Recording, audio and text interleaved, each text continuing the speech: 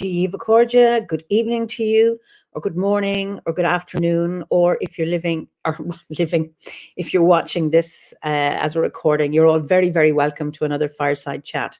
And this is our 67th conversation, where I'm chatting to a member of the Order of Bards, Ovates and Druids. So just type in your name and let me know where you're from.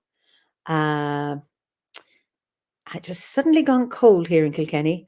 We've been really enjoying mild early spring weather, and now it's getting cold, which we need. We need a cold spell to, I'm always anxious when it's too warm at this time of year.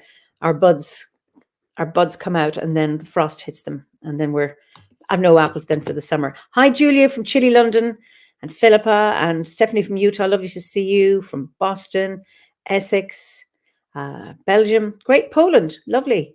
Denmark. Great. And Lynn and John in Scotland, and more from Scotland, New York, lovely. Great to see you. And Slough, wonderful. Cold winds here in Edinburgh, and hello from Ulster, wonderful. Anyway, this evening we are going to Bedford in the UK, and I'd like to introduce you to my guest this evening, is Sarah Arkle. Sarah, you are so welcome. Thank you so much, Eimear. It's lovely to be with you this evening. So all I know from Bedford is that there were trucks. When I was growing up, there were Bedford trucks. And I don't know if there were Bedford cars. And that is all I know. So, and I'm sure many of our viewers, particularly ones that are not living in the UK, have any idea where Bedford is. So just tell us a little bit about that. Okay. So I'm not a native of Bedford. I came to Bedford in the 80s from Gloucestershire, which is my home county. Okay. So Bedford is about 40 miles north of London. It's a teeny tiny authority, completely landlocked. And coming from Gloucestershire which isn't exactly mountainous, but it's got hills, to a completely flat county was a big challenge because the landscape was so different, completely flat, quite sandy, around Sandy in Bedfordshire, hence the name. But Bedford's also known as the Big Brussels, as it is notorious for growing huge crops of Brussels sprouts. So great claims to fame: Vauxhall cars, where you make the Bedford trucks and Bedford vans, and Brussels sprouts. Woo! Well, I've nothing against Bedford vehicles, but I absolutely can't abide Brussels sprouts. I've never let them inside my house, and my kids used to get them for me to tease me. But when I have my own home, there will not be Brussels sprouts in my house because I grew up with them. So anyway, I didn't know that's where they come from. Well, I mean, that's where the soil obviously is best suited for Brussels sprouts. Yeah. We call them fairy cabbages to try and get children to eat them. Well, we have a reaction from Pat Booker. No, Bedford is the source.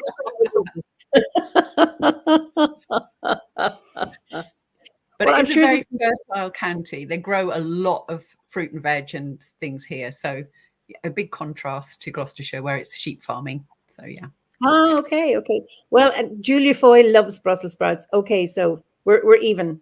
Well, fairy cabbages is a very nice reframe. It absolutely is. Actually, Stephanie says we call them space cabbage in my family. That's really interesting. Excellent. Anything to get children to eat them. Well, it never worked with me. People say it's funny about Brussels sprouts. If I say I don't like bread or I don't like potatoes, people go, okay. Ah, yes, but you have now. Michelle Alou has just done it. Roasted sprouts with garlic. People say, but you haven't had them the way I cook them. You know, if you have them with ham, and if you do this and you do that, like somebody's saying the trick is not to overcook them. They're just baby cabbages. All of this that somehow people always try to convince you that Brussels sprouts are not. I mean, those who like them. It's a really interesting one, but they don't try it with other things. I'm always fascinated. What is it about Brussels sprouts? Maybe it's because it's considered, or it's associated so much with Christmas. Well, maybe. And it's one of those Marmite things. You either love it or hate it. And then your very polarized opinions cause not necessarily conflict, but persuasion. Persuasion. Yes. But I've never heard anyone try to persuade someone to eat Marmite, but they do with the Brussels sprouts. Fair enough. I'm laughing at what Pat says. Space cabbage around my way is something a little less legal than sprouts. Well, that's interesting, Pat. Anyway, they are a good topic of conversation because they get people very emotive, emotionally involved. So when you talk about everything being flat, are there any forests there? Say that again. Any forest or woodland Oh, right. Okay. So what people may know about Bedfordshire is the Green Sand Way, the Ridgeway. So this is a famous, a very well-known pilgrimage route across east to west, west to east, across England, and it comes through on Dunstable Downs, which is in the south of the county, which is near where I work in Luton. Okay. And there are woodlands. I wouldn't say there were forests, but there is a new forest in a village called Marston where a massive amount of planting has been going on to reclaim the landscape from clay works. So a lot of the landscape had been dug up to produce London brick. And then when they finished exploiting the land, they decided to plant trees. So that sort of giving back is starting to take shape, and we're getting a new forest, but of course sticks essentially for the next 10 years or so. But the planning is there. And are they native trees?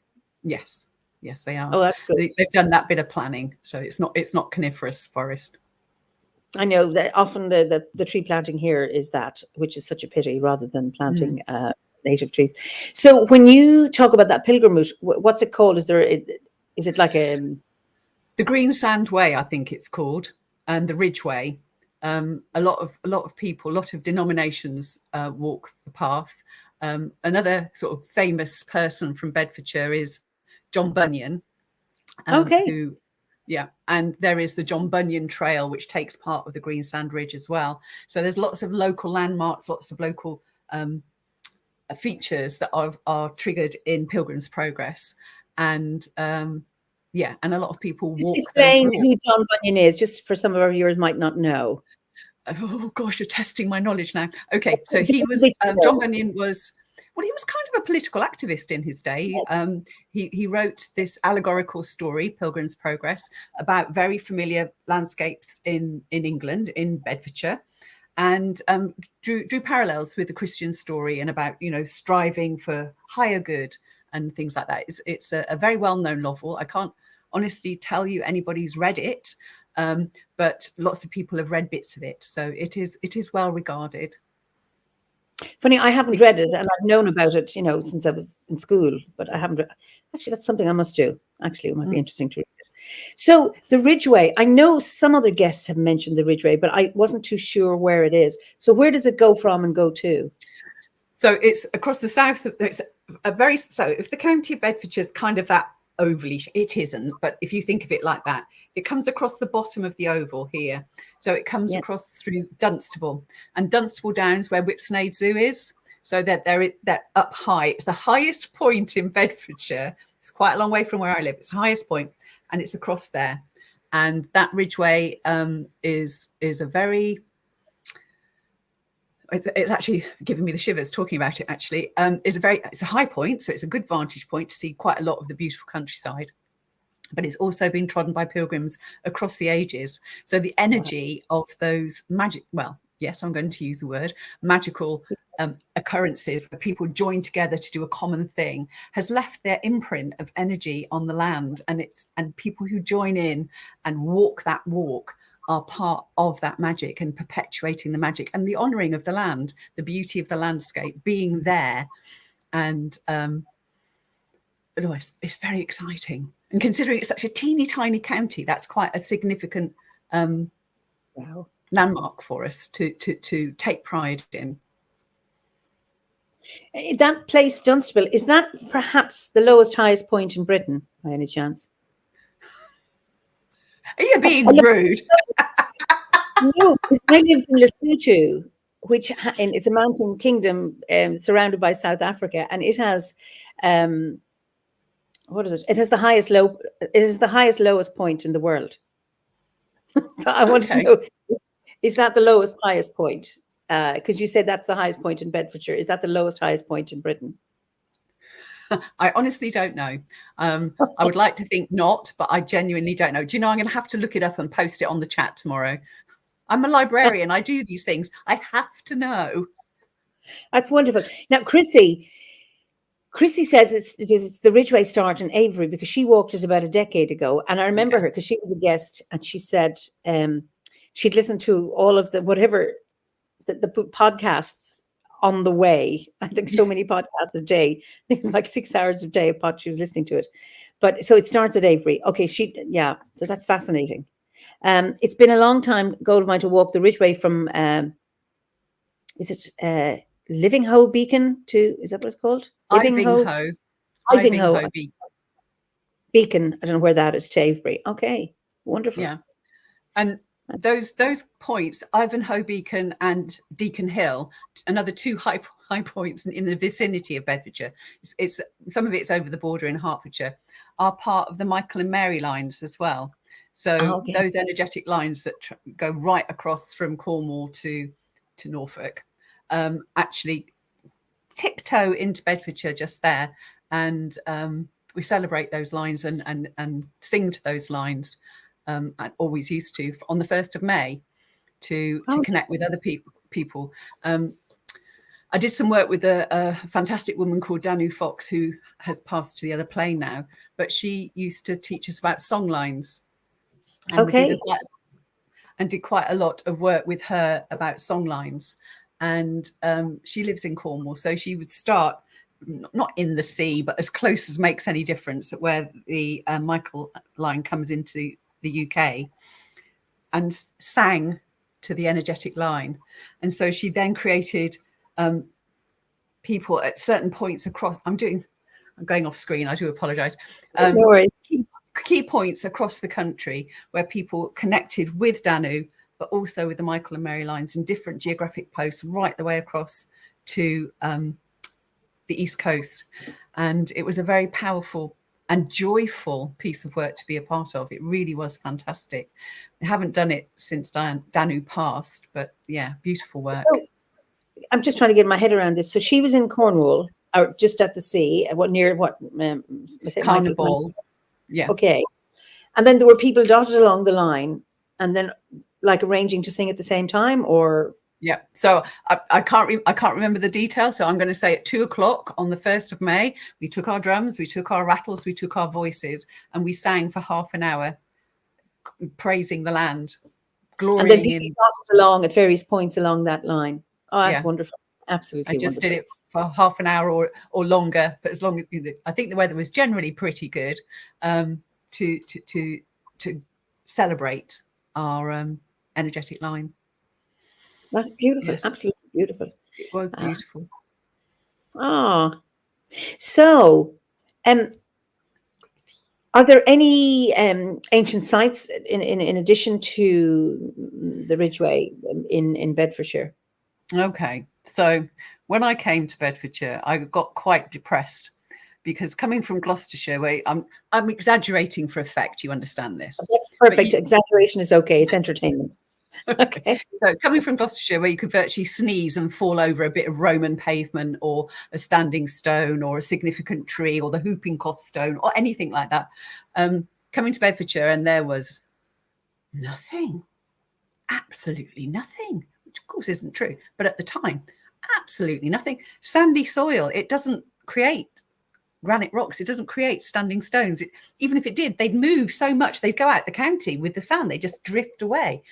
And there was nothing there. And it was just like, this land, I can't talk to it. I don't understand. I'm not getting anything from the land, because I was looking for Gloucestershire in Bedfordshire, and it just doesn't happen. Just doesn't happen. I mean, basic geography, it's a different landscape. It's a different structure altogether. And it took me a long time to connect with the land. The trees were lovely, but there weren't as many. There weren't the forests that you talked about earlier on. There weren't the forests like there are in Gloucestershire. And it was always this constant comparison in my head. Oh, it's not Gloucestershire. Oh, it's not Gloucestershire. Yeah. Bit of a whingy brat, really. So over the years, I have got used to Bedfordshire, and I am quite fond of its idiosyncratic landscape and geology. And the sand is fascinating. If you go to Sandy, it's really called that, a town in the middle of Bedfordshire called Sandy. And from the railway station, you walk up a tiny hill. You walk up the hill, as you walk through the trees, the soil is sand. It actually looks like you're walking on a beach going up through the woodland. Wow. And these are deciduous trees. There are cedars and so on, but they're deciduous trees growing in a very sandy soil. And it's very strange. You kind of go to a liminal space, even though you're in a very urban environment, a very English woodlandy, but it's a seaside in the middle of no sea. It is fantastic. And that kind of mystery, that kind of quirkiness really sort of started to get under my skin. So I started to find things that I really found intriguing and magical and calling me. And it's just like, look what we've got. Look what we've got here.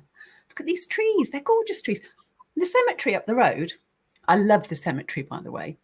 The cemetery up the road has got redwoods. Redwood trees in the middle, and not just 2 or 3, a couple of dozen redwood trees. And in Bedfordshire, they call redwood trees the punchy trees. Really high quality stuff, because if you punch the trunk, it doesn't hurt because they're so fibrous. It's just, it's just like, God, why would you call it a majestic, beautiful tree a punchy tree? But they do anyway. So we've got our sandy woodland, we've got our cemeteries, which have got really beautiful trees, absolutely outstanding trees. We've got our parks, which of course is cultivated wildness, so it's not wild, but beautiful trees again. The Victorians knew how to look after their poor. They planted parks and wide green spaces just to keep people healthy. And the farmland is extensively farmed. We've got rapeseed and linseed and all those things that give you terrible hay fever. But there is a kind of beauty in seeing those fields stretching out. Massive yellow. Of crops. So you've got your green fairy cabbages. Of course. In the autumn. You've got your bright yellow rapeseed in the spring, and you've got your blue linseed as you go into June. It's an amazing landscape. Quite different to what I was used to. So, I forgot your question. Blithering on. I do apologise. No. There's a number of things. I'll get to the point. Okay, so nothing at all. But then up the road, there's a golf course. Okay, of course there is. There's several. And next door to the golf course, there's a hill fort. And it's just like, didn't know anything about the hill fort. What's going on here? And it's very well cared for by the local authority and loads of very good volunteers. And this hill fort, there's no structure left. It's just a little fort. Again, at a high point, which most people would find laughable. But when you're up there, you can look out and you can see Bedfordshire or Wonderful. Bedford, the actual town. And they've got things like carp ponds. They've got an orchard of old fruits like medlars, mulberries, variety of apples, variety of pears, loads of nut trees. So you can see that these kind of things are provision for a siege, and they're there to this day. So those kind of things are very engaging. So these trees, like these fruit trees, these are there a long time. So going back a few hundred years, maybe, if you're talking about sieging. I'm not sure whether the trees that there now are a couple of hundred years old, because fruit trees don't really last that long, but they could be the sons and daughters of those trees. Okay, wonderful. And the people who look after them now make a special effort to make sure they're replaced, because there's a service tree there as well. And I've never seen a service tree anywhere else outside an arboretum. So that's quite interesting. Service tree? Yeah. So a service tree is a fruit tree. The fruit aren't particularly delicious, but they're full of vitamins. So if you cook it up and put it in any kind of dish, you're getting a massive whack of flavour and vitamin C. So they're hence service. They're what's the fruit? Is it any tree can be a service tree that doesn't have nice No. fruit? It is called a service tree. But what's the fruit called? The fruit called it grows. It's the fruit from the service tree. So the tree is called a service tree, and the fruit is service. I have to get you a picture. I'm sorry. Where's my library? I need to show you things. Okay, and Chrissy says we have a service tree in Woodland near me in Norfolk, a place called Foxley Wood. I've never heard of this. Right. Right. Booker, you're watching, go and look up and see, do we have any service trees in Ireland? I'm just amazed.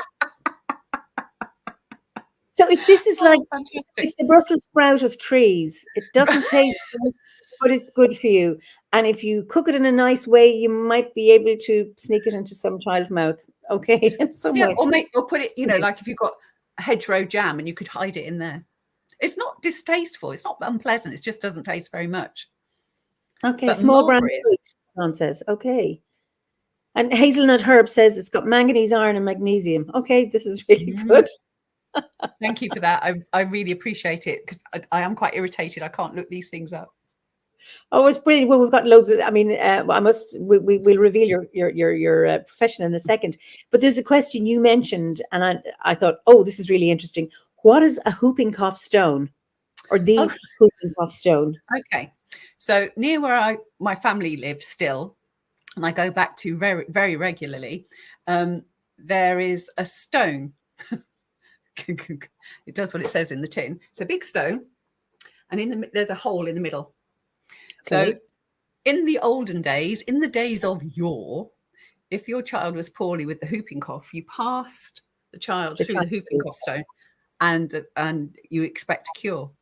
So I can't advocate its effectiveness, but that was the legend associated with the stone. So it's just a big, not circular, but as close as circular stone with a hole, pass the child through. And big enough to hold a child, because I know we have a few holes, like they're marriage stones. You put your hand through, and would be used as a marriage stone, but they'd be, well, the ones I've seen are small. So this obviously is big enough to put with the baby's head to get through. Yeah, like a donut, really. Yeah. I would say it would come up to about my shoulder. So quite a big stone. Okay, fascinating. Yes. Anyway, Stephanie has done Sorbus domestica with the common name service tree or sorb tree. Sorbus is rowan is also a Sorbus acuparia is the rowan tree. Species Sorbus native to Western Central European, Northwest Africa, Southwest Asia. It may be called true service tree to distinguish it from wild service tree, which is Sorbus terminalis. And thank you, Pat. We have some Sorbus domestica, true service trees in the southeast of Ireland where I live, but they are rare. Look at that. And then there's the wild service tree, usually a sign of ancient woodland, cousin of the rowan, similar leaf. Okay, so that's where the Sorbus family. Okay, thank you for all this. This is what I really love. I don't have like Joe Rogan has somebody on tap to go look up that now for me. So it's great to have viewers who are always so ready to look up stuff and to share it. It's absolutely lovely. Thank you very much. I really appreciate your efforts. That's just wonderful. So, but what's really one? Okay, this is Pat. Sorry, we have some wild ones in the north, but everything in the north is wild anyway. Well, Pat, you said it. I said nothing. So I just relayed your information. But what is really nice, and somebody else made a comment from having moved from New Zealand to Australia and found that difficult, that transition, because New Zealand is a magical place. How, as Druids, how important it is to be able to connect with our landscape, wherever it is, because you say, oh, I envy you because you live in this wonderful landscape, and here I am stuck in either this kind of landscape or I'm in a city, or is to be able to look for the magic wherever you are, even seeing if there's a gap between two buildings in a city and you can find the buddleia trees growing, or spotting some flower and being able to see magic wherever you are. And then when you discover, walking up a hill through a woodland, and you're discovering, oh, this is the seaside locked land, or landlocked, and there are deciduous trees growing. There's magic here afoot, because it doesn't make any sense. And it's to be able to find that and spot those magic things, no matter what kind of what your environment is like. And I suppose as Druids, we're called to explore our landscape and to discover the magic. Yeah, absolutely. And if one landscape is so familiar that it it by its smell, walk, where it makes your footsteps down, all of that, it is a shock to the system to move somewhere else, which is quite urban compared to quite rural. And that adjustment took a long time. And I recognize I was resistant to it, which didn't help. So yeah, finding the magic in Bedfordshire has been a real journey, but it's been so rewarding and kind of talk about teaching an old dog new tricks. It's been really a revelation. Well, you really sold it to me, because you know, just your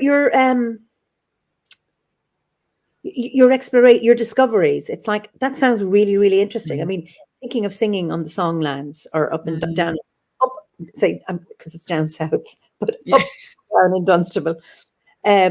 That's just wonderful, and those and the magical woods, and then you're looking at the fertility of the soil. It's just incredible as well. It was Shanti who said, yes, I also like Australia. Showed me her own magic when she thought I was ready. Yeah, that's that. Being ready and being open. That it's a bit like, I suppose, getting to know people, a new relationship. That this takes time. Landscapes take time to get to know them. Philippa says that's so true. London is lucky with woods, parks. We've lots of wildlife in our garden. Lovely. Great. It really is. London is, again, another revelation. I go to London quite regularly, and you think, oh, well, this is where the greenery is. And then the next, but there's some here as well. And oh, there's a park, and it's all sorts of little hidden spots. And those wonderful London plane trees. I just think they're so generous. Such a fabulous tree. Anyway, and you know, it's a great place for bees, because you know they found that rooftop hives do really, really well because of all the flowers in the parks. And it's just how you can do things in a city where you think you can't. You know, it's about being creative around how you engage with that landscape. And giving it a try and seeing what works, because in many respects, as long as everything's secured, a rooftop beehive is safer than being on the ground for a variety of reasons. So, yeah, all the experimentation just to see what works. Fantastic. Julia saw her first honeybee out and about yesterday. It must have been warm enough. They don't go out below, I think it's 10 degrees. 10 degrees. Yeah, because I know my hives are out. Not today, but maybe yesterday. Now, Debbie says, Men on Toll, Cornwall has a hold stone. Folklore would have it a fertility stone and a healing stone. However, it's also thought to be part of a larger structure, a circle or a burial mound, maybe. I know on Cape Clear Island, which is an island off Baltimore and Cork, they have one, and I think it's been used as a marriage stone. Just fascinating. Lovely. Yeah. Yeah, so the hill fort's there. And well, the hill fort's there. There are other things. There is, we've got weather. Okay, I'm getting ahead of myself. So in Luton, which I have to be honest, there are some areas of quite heavy deprivation. There's no two ways of describing it any other way. And there's an area called Five Springs, which is where the Michael Line and the Mary Line cross. And it was Five Springs, you know, in the middle of this very urban environment. And I did some work there with some beautiful friends, and we went to the Five Springs, and 3 of the springs weren't working terribly well. And it was a bit overrun with, well, rubbish, to be honest. But even then, next to these high-rise block flats, next to sort of car parks and a football field and all the rest of it, there was this teeny tiny, I don't know how to, in Gloucestershire, we would have called it a delkin. So there were woods, little tiny copse of woods and water. And this water was just magically flowing through round the front from the Five Springs, just through right next to this very rundown bit of, well, not rundown, rundown's not the right word, deprived area of Luton. And it was there, the magic was still there, but it was somehow blocked because of all the things that were in the water and the rubbish and things like that. So the symbolism about being blocked literally because of the rubbish and the energy of the land being blocked because of that, it seemed a very strong relationship. And it kind of softened my attitude towards Luton as well, rather than just being fearful of it being quite a deprived area and a bit violent and a bit dirty and all the rest of it. It's just part of what our current age is about, but not everything has been lost. There are still magical and beautiful places to be found. And I think that was a real gift, another real right time, right place. One of the people, I can't remember who it was, I do apologize, who said that when you're ready, you will see things. And I certainly did. So at the five, yeah. So where there were the 5 springs, next to that was another earthwork. So there are things in the landscape that you find out about, particularly if you've got friends who are extremely knowledgeable. And I fortunately am blessed with that. And you find things out. But again, and when you see them in context, they stay with you a lot longer. So yes, finding the beauty has been a real gift, a real gift. And David Bramwell was a guest, last year. And you remember, I don't know if you were at the winter gathering when he talked about the culture of water, and he was talking about the River Don, and he's from Doncaster. And, you know, what an industrialized, the steelworks, etc. And how the Don years ago was just full of litter and shopping trolleys and rubbish. And then Lynn Harling was a guest a few weeks back, and she was talking about how the Don, you know, has been cleaned, and it's almost so it's like these obstacles can be cleared. You can, you know. And then Julie says, "Oh, is Five Springs the source of the River Lee that flows through East London into the Thames?"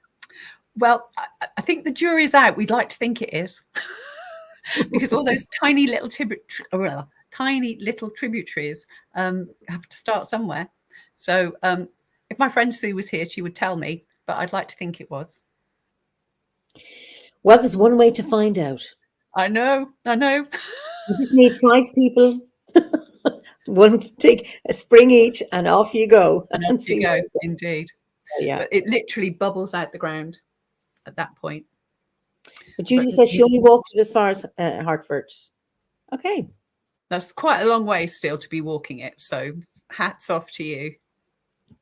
How wonderful, wonderful. It's just magical. And a delkin, so that means a little dell, I imagine. Well, it's like a crease in the land. So typically it would be a field, and then in the just little crease there, and there'd be trees that hadn't been felled, and the trees were protecting a water source, and it was usually deep and dark and scary. And there would always be a terrible story about somebody who'd fallen in and met a terrible, terrible end, which was fascinating. Because when you came out of the sunny field into the cold Delkin, you got prickles because you literally got goose pimples. And that kind of added to the horror of this story that was maybe made up. So, yeah, we used to play in the Delkin quite a lot. Oh, brilliant. So Kenneth says, yes, one of the springs in Luton runs through the Lucy Farm housing estate and is very magical, just a few miles away from the Dunstable Bridgeway. I love meditating there. Such great insight. Thank you. So lovely. Oh, thank you. Absolutely. Oh, that's really lovely. It's great, you know, where our viewers, okay, Sue Wookie, Five Springs in Luton. Sue, she knows everything. Sue is the source of the River Lee. Well done. Okay. There she goes. I knew she knew. Mystery solved. You can still walk it though. Yeah. Can still walk it. Yeah, you have to choose the time of day, so you wouldn't go at twilight, for instance. Exactly. That is just wonderful. It's just lovely to hear about these things. So, what brought you to Druidry? Well, it's weird because it was Sue Wookie. Oh. So I had been a solitary practitioner on a pagan path for many years, and I had and still do have lots of friends who have eclectic tastes, shall we say, and practices and beliefs. And I found it very enriching and satisfying. But I was a solitary practitioner, and that was absolutely fine. I had no issue with that at all. And in many respects, sometimes I still am anyway.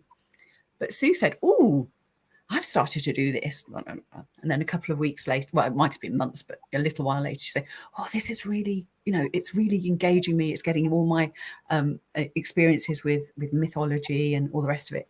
And I was thinking, "Oh, this sounds really good." So I started as well. And obviously I was a little way behind Sue. And so this was about 10 years ago. I'm terrible at dates. I'm going to say 10 years ago.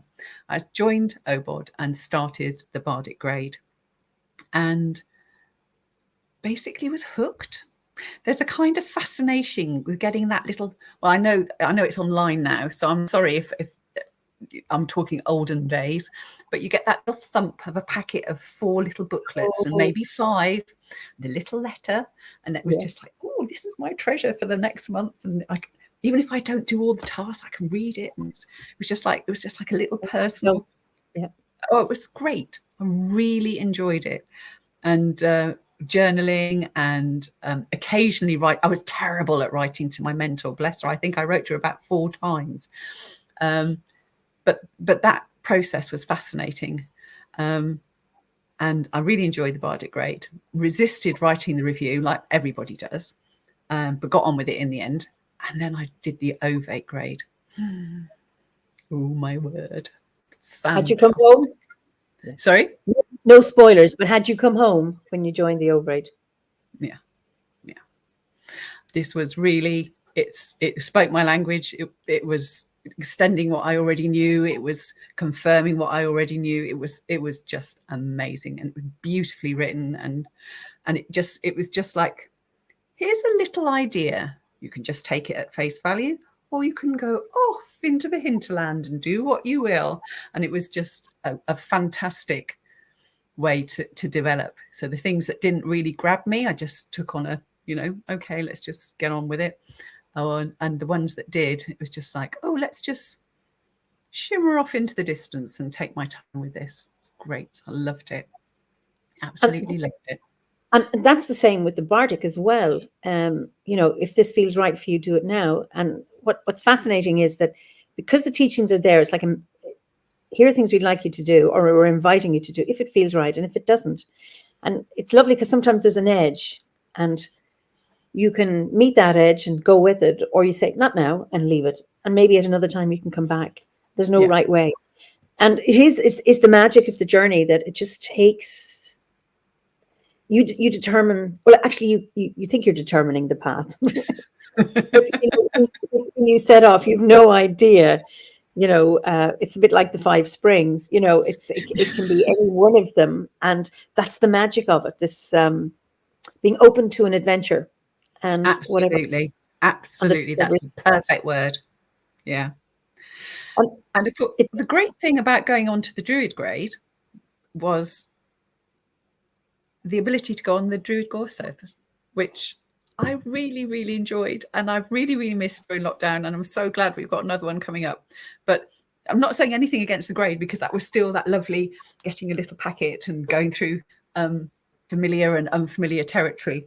But it was just like, I'm on the Druid grade, I can go to the Gorse, and it was just so enriching. It really, for one weekend where, there was quite a lovely lot of socialization, it was a really good way of confirming your learning, of seeing it work in group, to connect with people you've never seen before and create ceremony. It was just fantastic, and I loved it.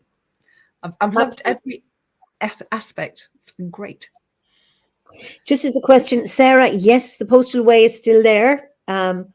That's still an option. And actually, I know people who have just joined and say, I only want to get the paper, the physical one. Stephanie says, and this is nice to hear this, it still feels like a treasure online too. You can read it anywhere. Oh, good. Out of your hand, much like the books.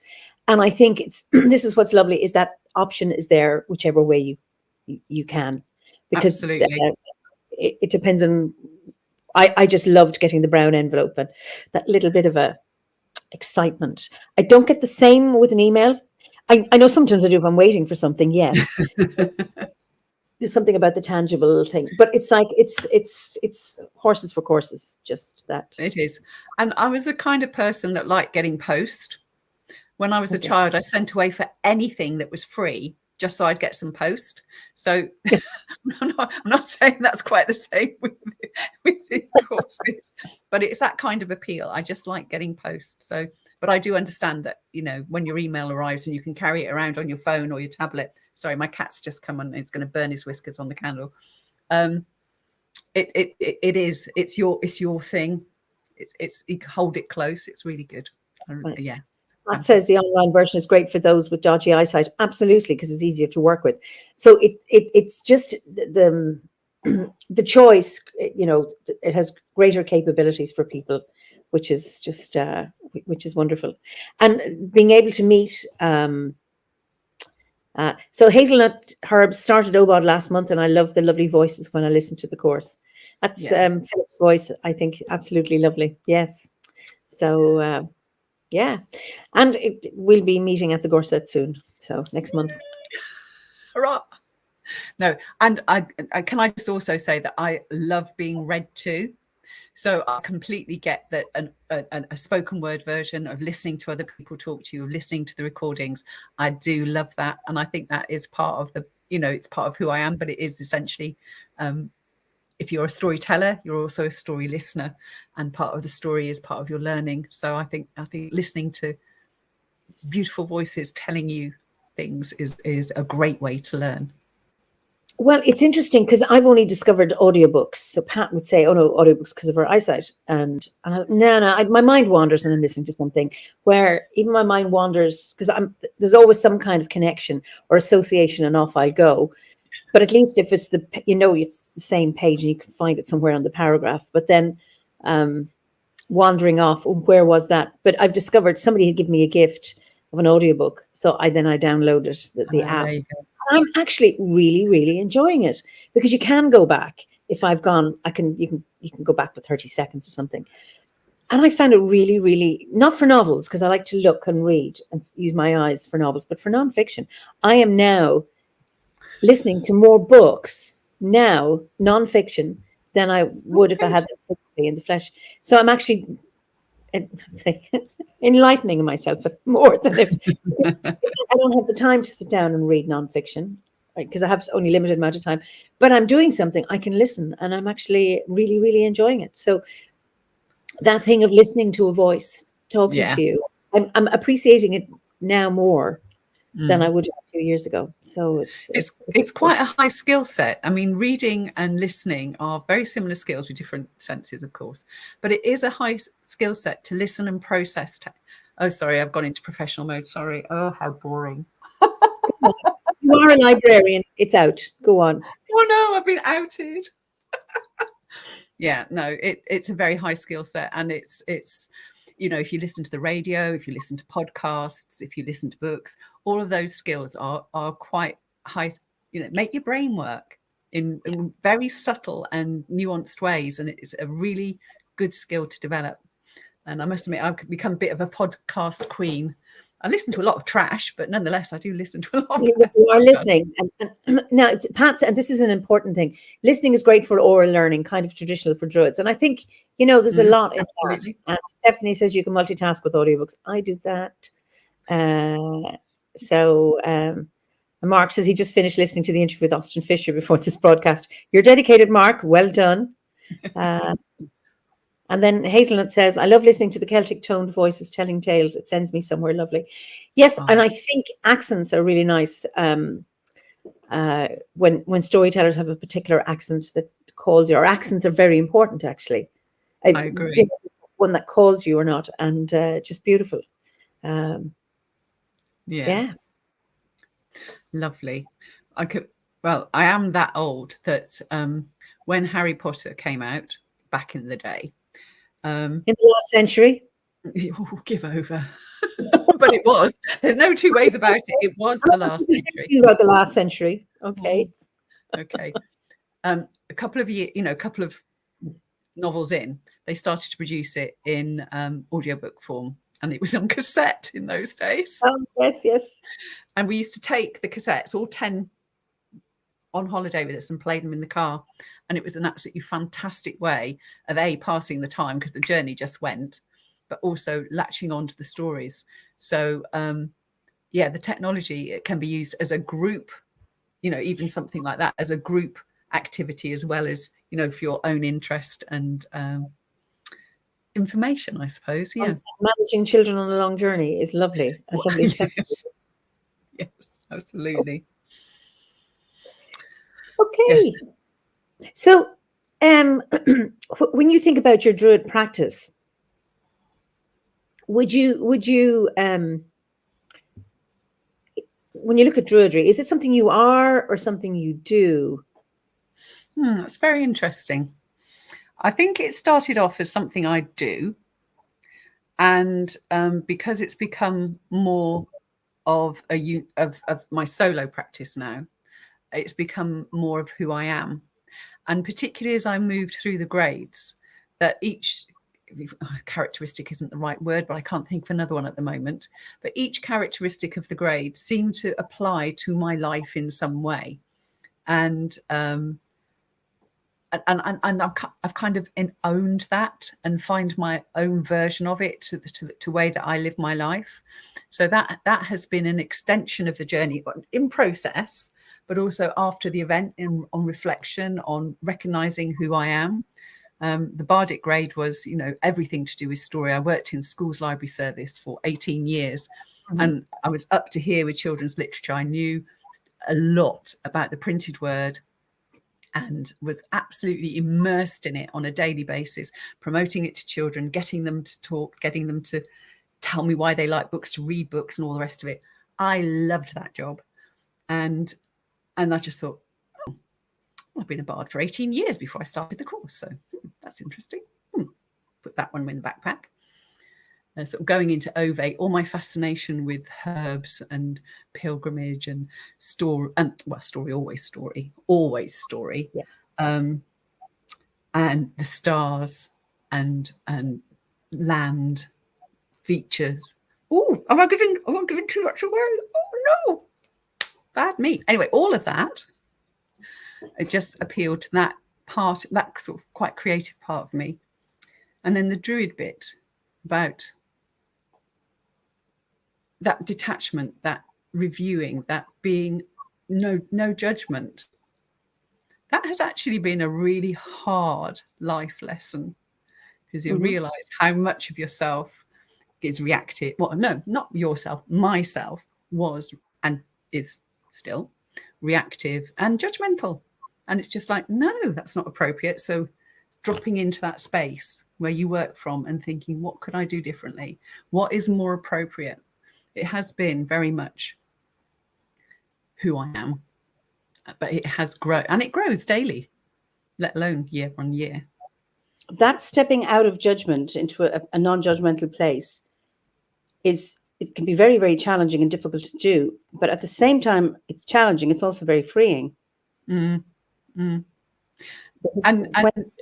it for me, it releases a lot of weird emotions that rise up with the judgment. And it's just like, and the judgment is there, obviously, but it's also being overtaken by crests of emotion, that if all of that goes and you just pare things down to the barest facts, things become a lot easier in the moment, and you can process all the rest of the rubbish afterwards. But that means that you remain clear and true in that moment. And that I find that personally very liberating. Very liberating. Absolutely. The freedom in that is just immense. It's just to remember it. Yeah. And remember it, and remember to apply it. That's right. Yes. That's very important. This is a doing thing, not a theoretical thing, but yes. Oh, very much so. Yeah. Can read the theory, but then you have to find your way of doing it, however that looks. Exactly. So do you have a daily practice? I do. I start the day with a short sequence of gratitudes and prayer. And it's some days I think, am I just doing this out of rote? Am I really feeling this? And I question it. And then I have moments of thinking, should I review what I do? So, but nonetheless, I do have a morning practice, and before I leave the house, that's what I do. So I pray to Bridget. I bless my ancestors. I think of my friends and family who are unwell or in need at this present time. And I go about my day. And it just is that little 5 minutes out of time that I allow myself before getting into the busyness of the day. Because once the day takes over, once I get on the train for work, once I walk through the park to work, whichever route I go, that's it. My sort of professional head comes on, and everything goes into a blur. No, I know that. It's like if I don't do it in the morning, it's like this, everything else is just taking over. Yeah. And it's also that I don't know with Jonathan Woolley last year, and he does his not his morning practice, he does it in the evening. And we're just talking about, for some doing it, for me, it has to be in the morning. And then that sets me up. Yeah. Yeah. And my daughter came in the other morning, woke me up half an hour before I normally did because she'd missed her bus to school. Ooh. And it took me like 2 hours to catch up. I mean, I get in my dressing gown, into the car, drive her to school, come back. And then it just took me ages. So it's that, I like that, morning, to wake up, let my soul catch up, do my practice, and then I'm set up for the day. So it's just an interesting one. I would like to say it's every day.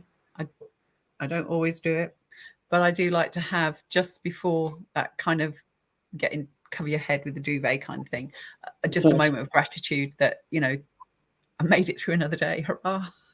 It's not as bald as that, but it is essentially that, because it sometimes astonishes me, the things that happen in the space of one day, and still here. So it keeps happening. It's good. And still having some enthusiasm for life, despite what's happening. Yeah. And that has been difficult in the last 2 years, and it has become a bit more remembering to do the practice, because otherwise things start to unravel. Mm-hmm. And I know that in the last 2 years that and at other low points in my life, the last 2 years have been intense for everybody, but I have found that when I've let my daily practice ride, that is usually a symptom that things are not right, and it's usually a symptom for me to address, or it just progressively gets worse, and it takes a long time to get back on track. But if I'm not in too deep, I recognize that I'm in a bad place and need to do some work to take time out, Mm-hmm. Go for a walk in the woods, recharge, reconnect, find somebody, talk to the cat, whatever, just to make sure that, things aren't right, things you can do. A friend of mine calls it spiritual hygiene, where you do your grounding, your light body exercise, your gratitudes, and even if you have to scrape around for what they are, you do it, and it's okay. It's okay. And you keep doing it till it's not just okay. It's just like, oh yeah, I remember this. I don't do it like this normally. I do it like this. And then you do it like that again. Oh, lovely. So have there been particular times when Druidry has supported you? Absolutely. Yeah.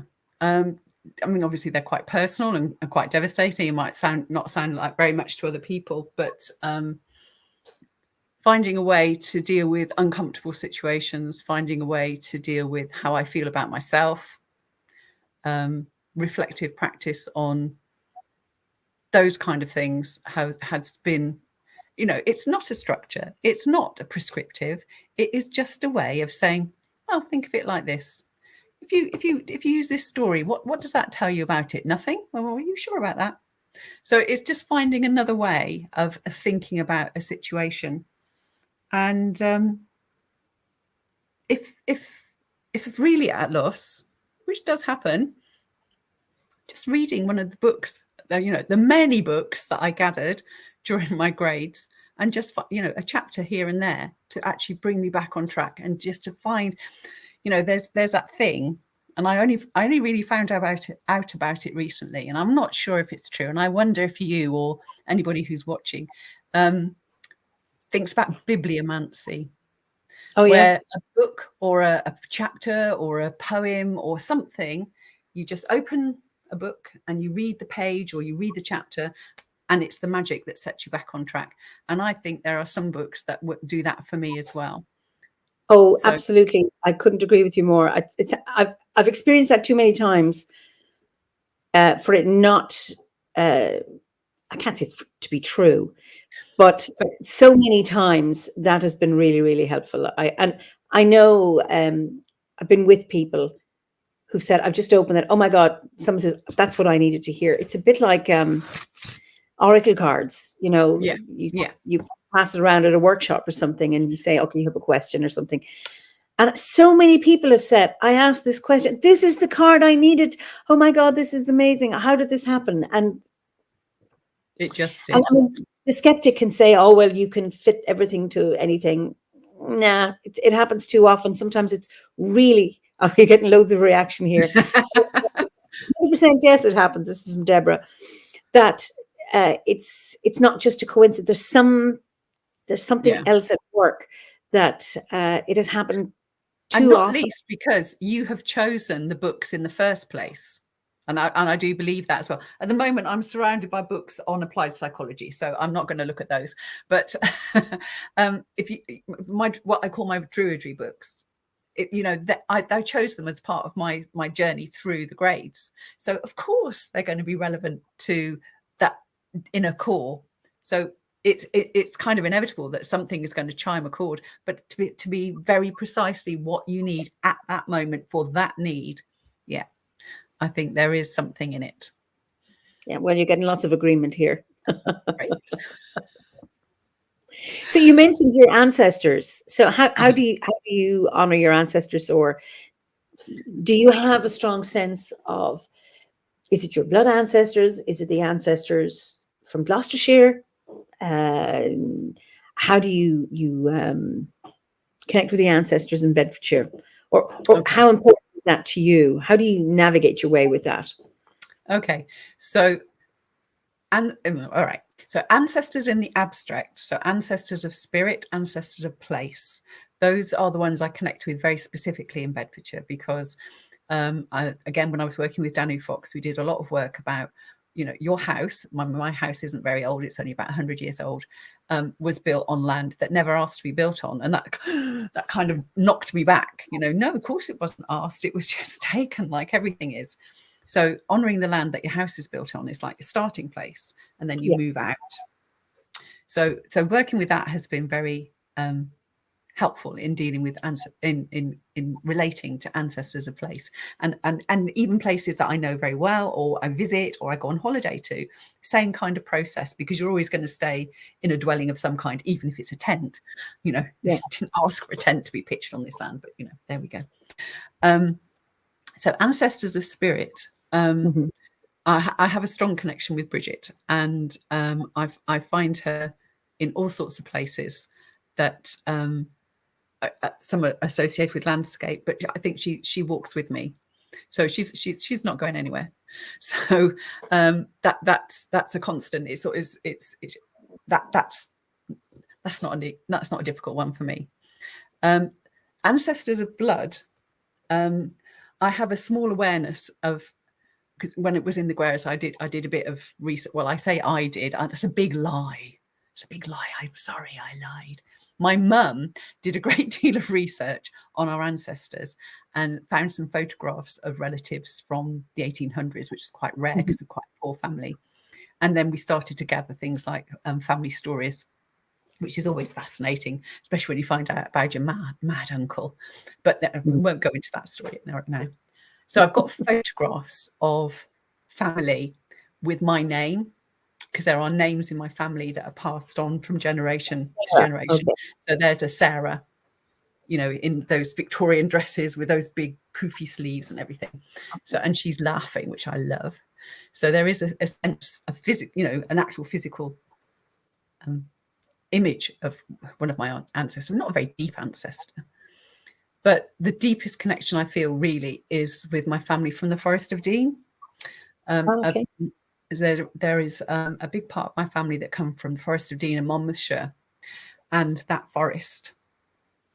And my grandfather was an open cast miner, so he was literally in the land, and he used to walk his pigs to the forest when he went to the pit, leave the pigs in the forest to forage.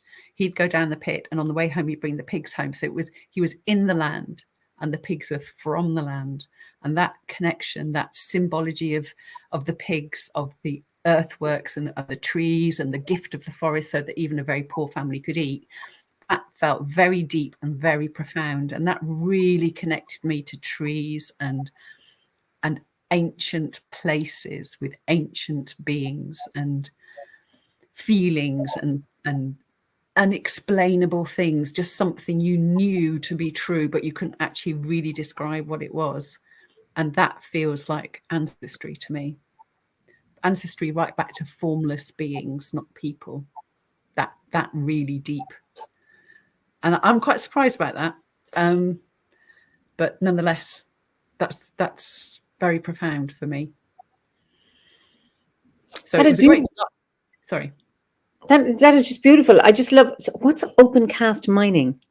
Okay, so that's when you don't go into you don't dig out. The coal is quite near the surface of the land, so they dig down, but it's you can see daylight.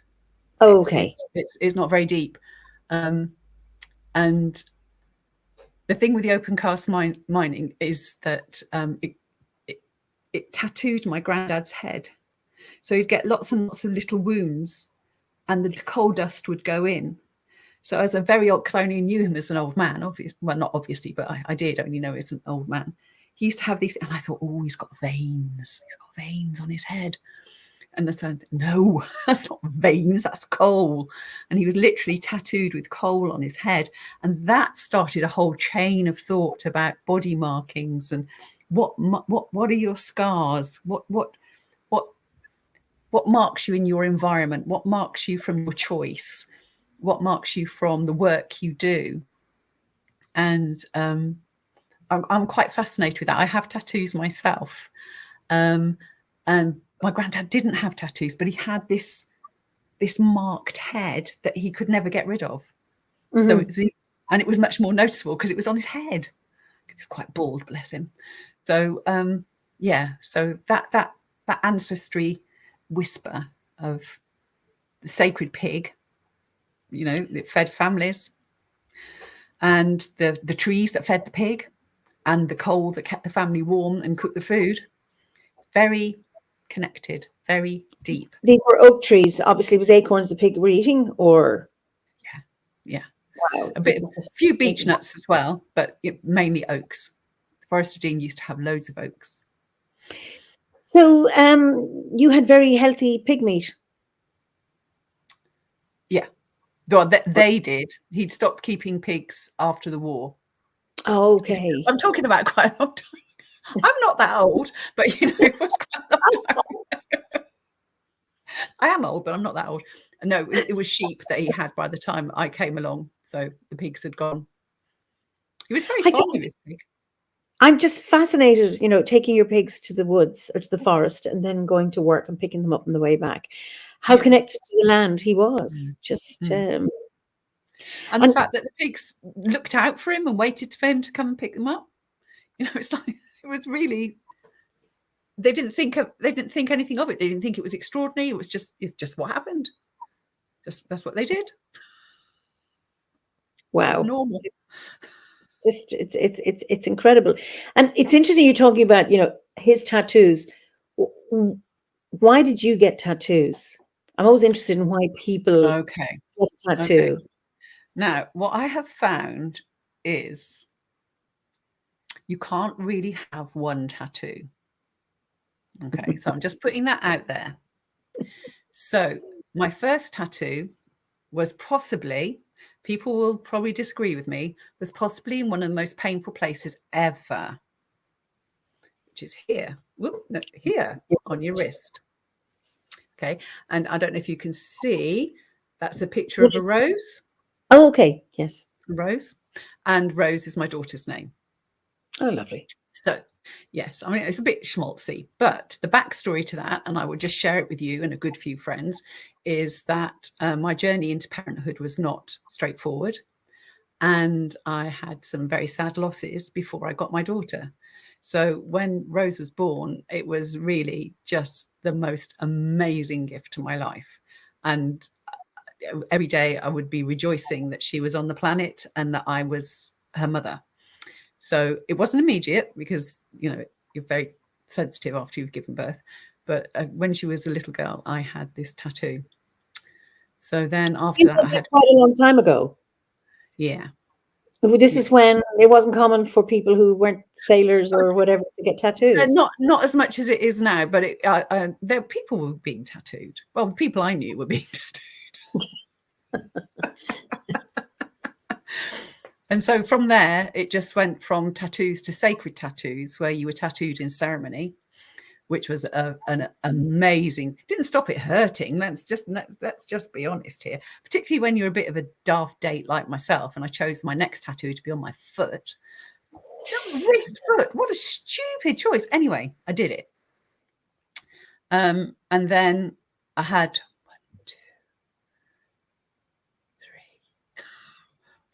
4 more tattoos in ceremony, just black and white outlines. And one of those, which I will go into detail about, is across broomsticks. And the tattooist that did this is very well known and respected. Her name is Susie Goose. And she does these tattoos for free, which wasn't the reason for getting it.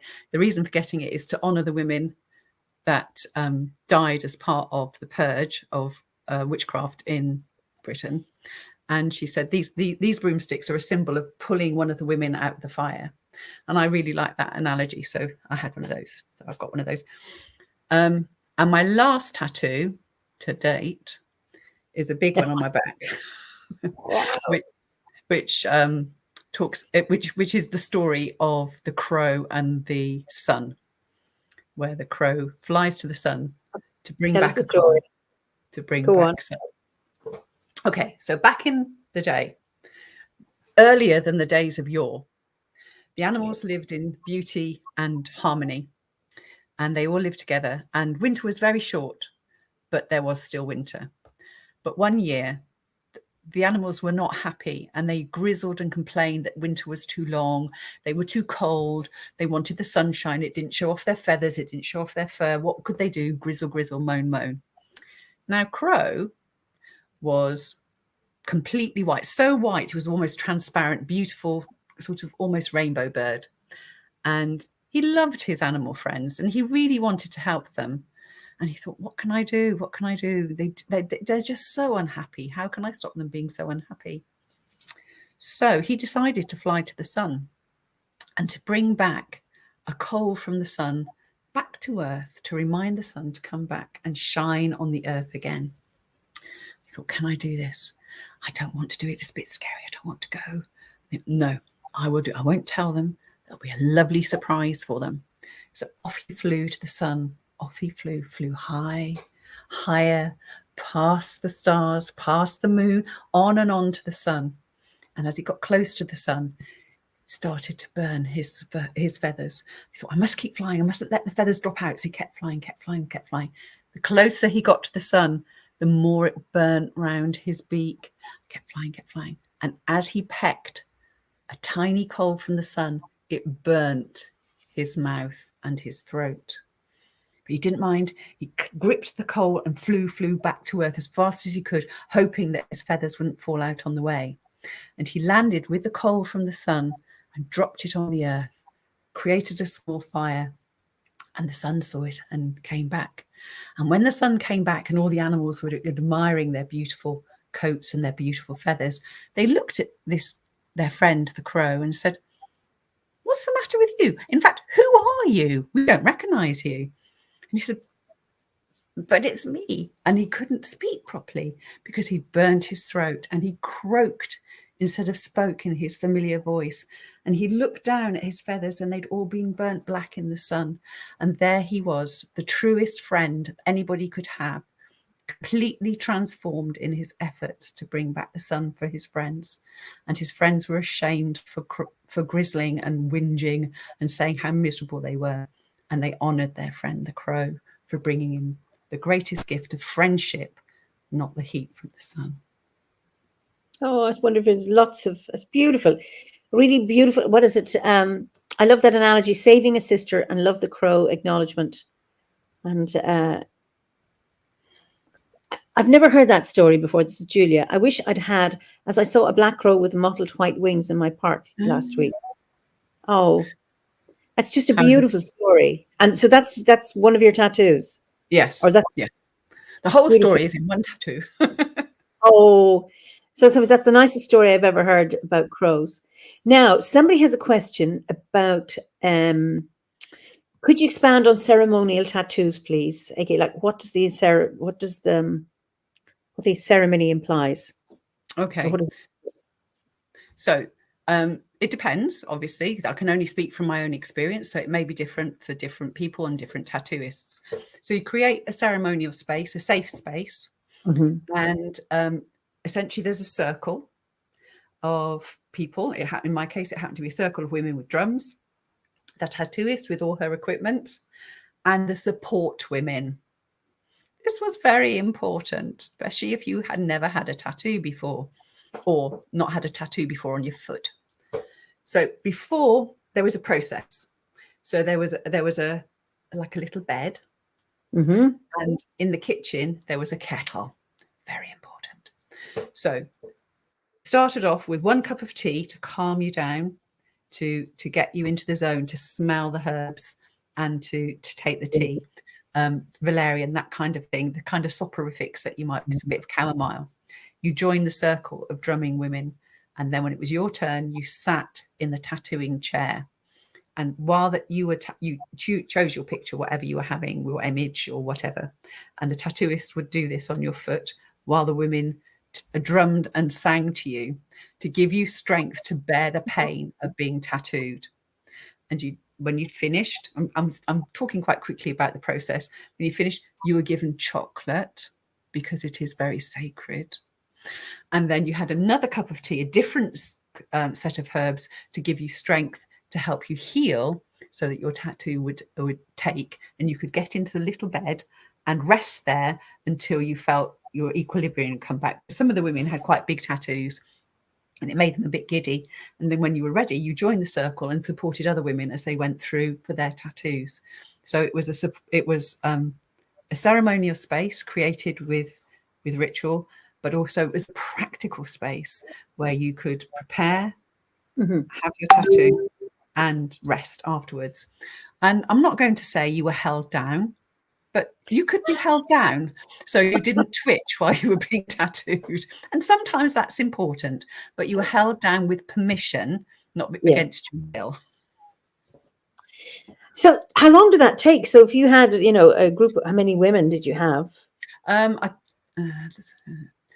going to say 8, because the rest of the there were other women there, but they were part of the tattoo process, which was the same 2 people all the way through, and the woman who made the tea.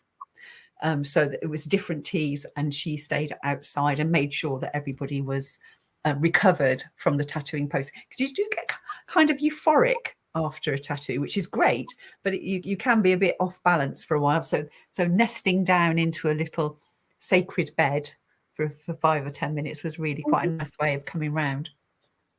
That is lovely. I have a tattoo, and it took 3 hours.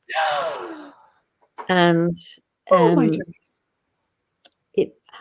I got it for sacred reasons. It wasn't done in ceremony, but done with a beautiful artist. I'd seen her work. She'd done a beautiful crow for somebody.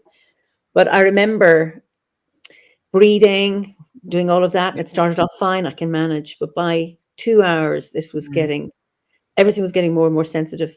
And she did it she had done 2 hours and a quarter. And she said, look, this is too much for you. Let's call it off. You can come back another day. And I said, I am never, ever coming back. You'll do it now and you'll finish it. Yeah. And it did. And I have never been tempted to have another tattoo. But this was a big, big tattoo. A very important one. I'm delighted I've had it, etc. Yes. When I think of you and I think of Adrian, Adrian Rook, and I mean, he's a work of art, a living work of art. He really is. It fascinates me. Go on. No, what I was going to say, of course, is that the pain is there, and there's no 2 ways about it. But actually, even with the healing process, the pain stops as soon as the tattooing stops. It's not like a continuous process. It could scab a bit, but there's ways of caring for your tattoo afterwards. But it does stop. But I'm not advocating everybody should have tattoos. It's a personal choice, and you should only do it if you're drawn to it. I was always horrified at the idea of tattoos, because I remember when I was a student nurse working in A&E, and I remember doing dressings for a guy who used to come in every day. He'd had on his forearm, he had two that I think had cost £half a crown each at the time, but it cost £5,000 to get them removed. And this is when you didn't remove them with laser like you do now. It was plastic surgery, so they had to graft from his thighs, putting it. But he still had little bits of carbon. And I remember dressing these, and I thought I wouldn't. Well, I was never tempted, but absolutely, I certainly would never get a tattoo. And respected people didn't get tattoos, and it's really, really interesting now how everything has changed. So it took me a few years to make up my mind on what was I going to have it and where. So I have it in a very place I can see that's forgiving. That's not going to let me down, because you have to have a place where you're not going to, if your body weight changes. Because I knew of one woman who had a beautiful ring of dolphins around her belly button, and then she got pregnant, and then they went splat, and they never went back. They didn't join up again. So it's a really interesting. Go on. Can I just say something else about the sacred tattooing, which I didn't forget, but I forgot to mention, is that the tattooing was seen as part of a blood rite. So that was part of the sacred practice. And at the end, you were given the needles that tattooed you and the tissue that was pressed into your skin. So that first impression, which was a mixture of excess ink and blood. And I just, this is very sacred. Oh, this is very important. Oh, yes. I didn't know what to do with them for years. And then I incorporated them into the handle of my drum.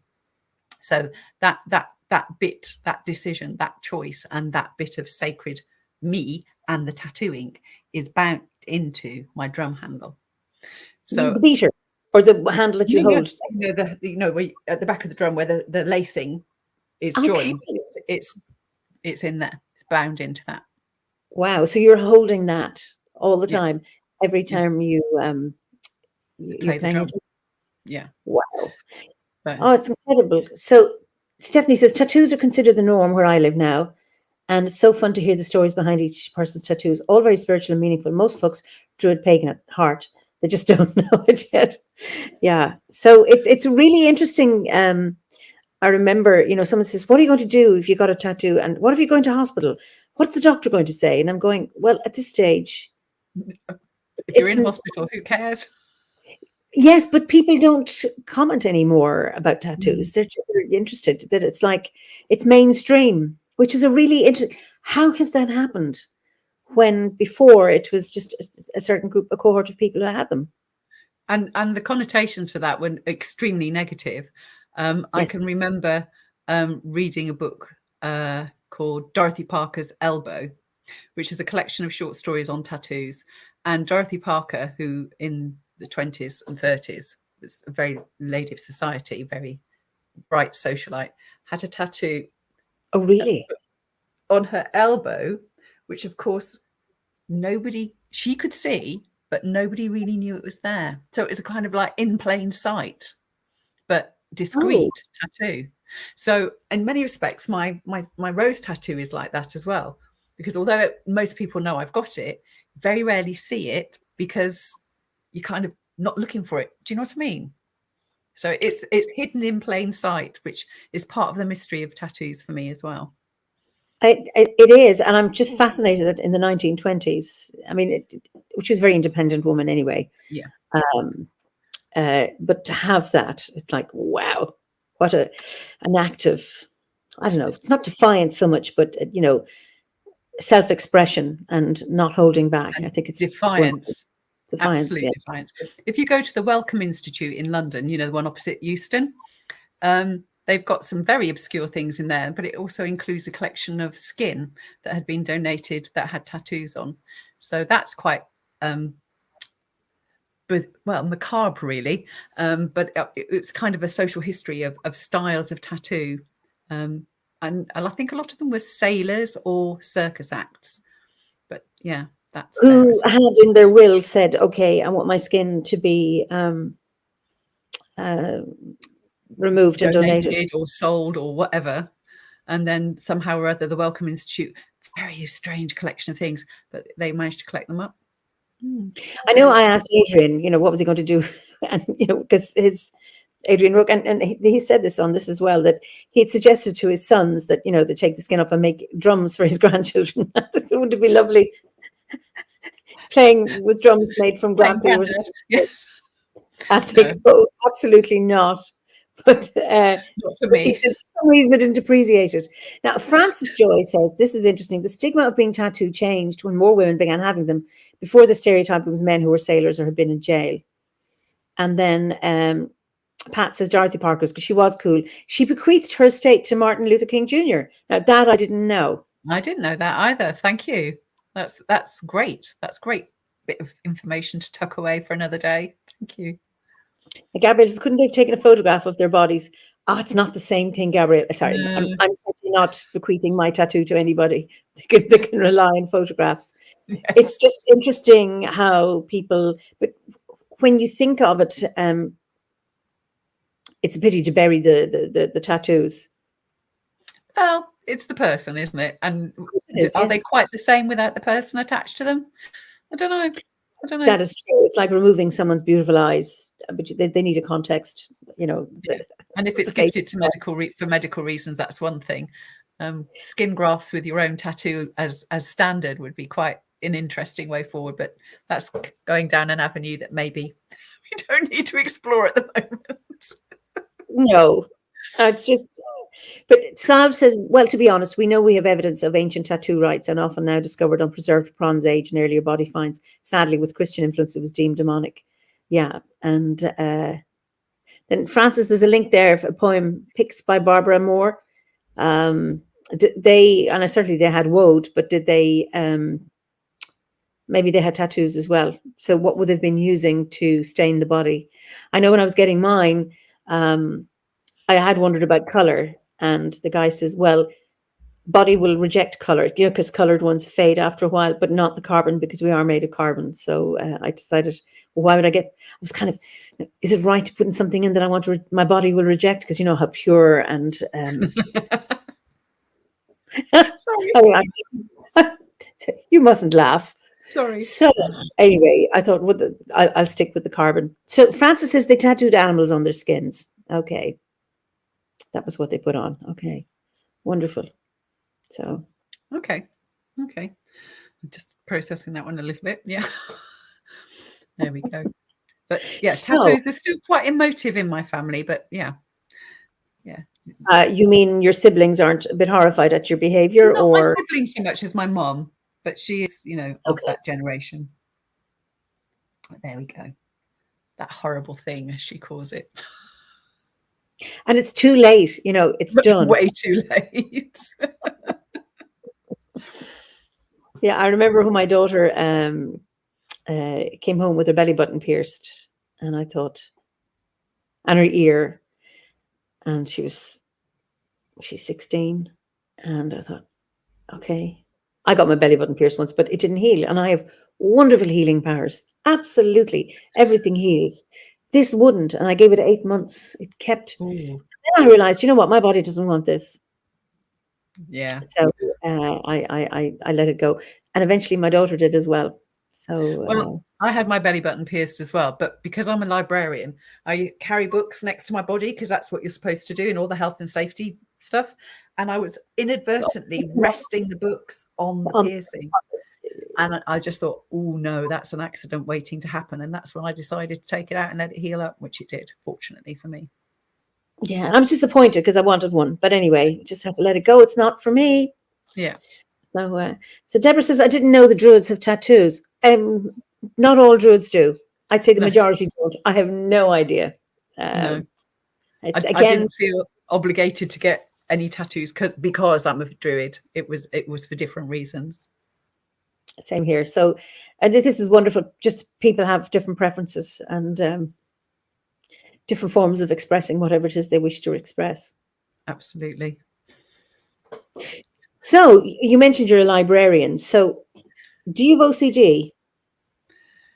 Do I mostly? Do you have OCD? No. What makes you No, say I'm just that? thinking. No, I'm always thinking. I remember I was working with a group of librarians and thinking, everything has to be in its own place. Oh, No, good God, no. No, no, no, no, no, no, no. Well, some people are drawn to the profession for those reasons, but I think people who know me would be absolutely in agreement with me. No, I do not have OCD. I am not fastidiously tidy. If books are the right way up on the shelf, I think it's a plus. The old stories about all the books being put into color order and all the rest of it. I've heard them. I'm not going to say I've heard them all because I'd be delighted to be told some new ones. But so if anyone got new ones, put them in the chat there. Yeah, if you've got them. But the number of times, even now, when I worked in a public library, it was kind of routine. But now in the university library, students still come in and say, I'm looking for a book and I can't remember who it's by or what it's called, but it's blue. Oh, dear God, look. Look at all these blue books. And so, yeah. And at home, my books aren't in alphabetical order. They're not in subject order. They're just in what fits on the shelf. So, and I'm in my kitchen. They're mainly cookbooks, but as I said, I've got a load of my daughter's applied psychology books on this table, and over there I've got a few sort of, oh, this was interesting, and I just put it down for a minute. So I'm afraid I do have quite a lot of books at home, and they don't necessarily have a place, and they wander around on their own sometimes. I'm convinced of it. But I've got nearly 250,000 books at work as well. I'm not going to read those. Well, not all of them anyway. Because do you go mad if a book is put back in the wrong place? No. The only reason it would cause me concern is if another person was looking for it in the right place and we had it and it was in the wrong place. Do you see what I mean? So that would be cuckoo. So yeah, I think I'd go mad in the library. So she who lives in a house is better, and I mean I have piles of books, but no. It really doesn't bother me at all. I will point out that I've pointed things out were out of order at Waterstone, so of course I'm going to point it out in the library, but it doesn't bother me. It's just a fact of life, and it does demonstrate that the library is being used. And libraries aren't set in stone. They're not there for preservation purposes. They're there for people to use, and I would rather see books sort of fat because they've been opened so many times and slightly in the wrong place, or even in the wrong floor. My library's got 9 floors. I'd rather they were in the wrong floor because somebody had been using the book. The books aren't objets. They are gateways. Okay, so you don't have a good room that nobody's allowed to use then in your house, because you have that freedom. It's best to use things and actually have things neat and tidy. So it's yeah. Oh yes, absolutely. And I really do hold with that. Oh, wonderful. So what do you read? Do you read like novels? Do you read nonfiction? What's your thing? And do you only work in the library, or do you spend all your time reading? Yes, I really do work in the library. I hardly ever have anything to do with books in the library. I'm locked in my office, rattling my keys, writing emails, writing reports, talking to people, which I love, don't get me wrong, but I just sit in a library surrounded by books, but I don't use them. Water everywhere, and nor any drop to drink. But today I borrowed one today, so I do borrow them as well. So, but I bought it so I could borrow it. I read anything and everything. I don't systematically choose to read different types of things. It's just what catches my eye. Novels are my big gateway drug, if you like. I can remember and I can't remember the poem. I'm sure somebody else will. It's when asked, it's a poem about why do you read, and the answer essentially is because one life isn't enough. So you can live a variety of lives through the experiences of a novel, and it would take you to good places, bad places, exciting places, and otherwise all those superlatives that you care to mention. Novels do that, and I love a good story. I really love a good story. But I read nonfiction, not like sweets. I mean, if you like, novels are my chocolate. Yes, I'd eat anything. But nonfiction I do like to read. I like to keep I need to find things out. I don't necessarily read nonfiction cover to cover, but I do read them. I look things up. I have them around the house ready to consult. And some of them I do read, if not cover to cover, then a great deal of them. I like poetry. I like autobiography. I like biography. I like books that tell me how to do things, and I ignore them. I love cookery books. I read those like novels. You do? And Oh, yeah. Love a good cookery book. And do all you those cook? meals I'm never going to cook. I do use them as You need them. Do you actually use them? I do use the recipes, Okay. but realistically, I am not, how many books have we got in here? Good Lord. I don't know. Let's say 50. There's no way I'm going to make, or my daughter is even going to make every single dish in these books. But it's nice to think we could if we wanted to. And I think that's the whole point of knowledge is I can't read this whole book, but I know what it's about. And if I need to know this thing, I can, because I know how to use a book. So look at the contents or the index. Well I done. can find out from the book. So, they are. Yeah, I do buy books that I haven't read, but I always intend to read them. Absolutely. So, and there is a comfort in having something ready to read. I don't really like being out of books to read. I like to have the next one ready to go. And at the moment I'm reading Glennon Doyle's book, and I can't remember what it's called. I'm going to say We Can Do Hard Things. I think that's what it's called. And I'm finding some of that really moot and some of it really not appropriate, but that's fine. It's very readable. And then lined up after that, I have got a book about crows and a book about cats. And they're not fiction. They are sort of factual, biographical kind of books. What kind of books do you like, Eimear? Well, I'm trying to stay away from I love fantasy, so I'm trying to stay away from those because then I get lost in them and I won't do any of my work. So at the moment, I'm reading the Lara Gawala Erin, Part 2, the Book of Invasions. So I've been doing a little bit of that. And then somebody just gave me a book on, I've just realized, on crows. And then I read a little novel by Claire Keegan. It's a very, very short one. I just finished that and really, really enjoyed that. It's about, it's set not far, New Ross, and a little bit about Magdalene Laundries and the abuse of women and all of that. So, and I love stories. So I'm just looking at this one here. I have Irish Gothic Fairy Stories from the 32 Counties of Ireland by Steve Lally and Stephen Paul Lally. And it's one from, a few from each of the counties, the 32 counties. And that I love. And so then I just bought recently a book of ghost stories. Of course, I'm told you I was reading nonfiction, but 2 books I listened to recently was by Joel Dimsdale. He's an American psychiatrist. He wrote The Anatomy of Malice about Nazis, and then he wrote Dark Persuasion, from Pavlov to social media and how people are persuaded.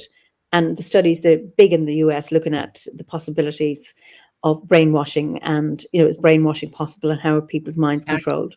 Fascinating. Right up to the current times. I thought it was fascinating.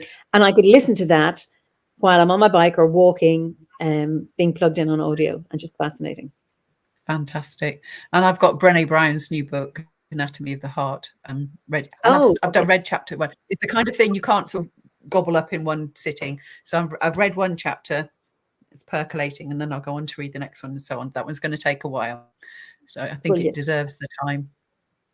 And somebody wants to know, what was the most influential book you've read? Well, the book that stayed with me the most, and it has all sorts of applications, and it is a very simple book, is a book called The Little Prince by Antoine de Saint-Exupéry. Yeah. And I loved that book because the illustrations are just so charming. But the essential story about beauty and friendship and need stayed with me for a very, very long time. For such a simple book, it was moving, really gorgeous. Sorry, my cat's being a bit. Oh, what's your cat's name? This is Melchit. He just loves Zoom and Teams, and obviously now loves StormYard. He just thinks it's all about him. It's got nothing to do with people. He doesn't read. He's a cat. Oh, it's wonderful.